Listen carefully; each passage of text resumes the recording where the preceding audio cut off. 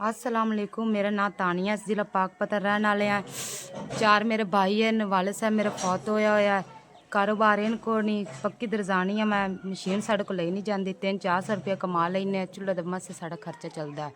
4 मेरे भाई हैं, 3-4 साल दे हैं, छोटे छोटे हैं, निक्के निक्के हैं।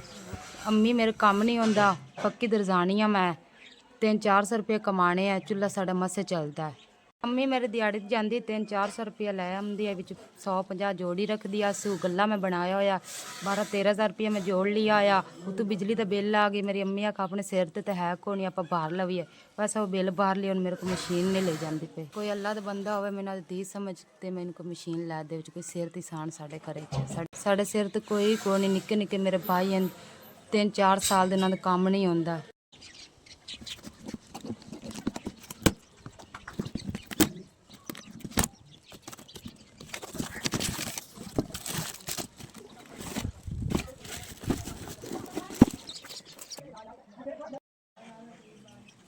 SVS ਤੁਹਾਡੀ ਤਰਫੋਂ 20,000 ਦੀ ਮੋਟਰ ਤੇ ਮੈਨੂੰ ਮਸ਼ੀਨ ਮਿਲ ਗਈ, ਨਾਲ 5,000 ਰੁਪਇਆ ਹੀ ਮਿਲ ਗਿਆ। ਅੱਲਾਹ ਪਾਕ ਤੁਹਾਨੂੰ ਰੰਗ ਲਾਵੇ, ਤੰਦਰੁਸਤੀ ਦੇਵੇ।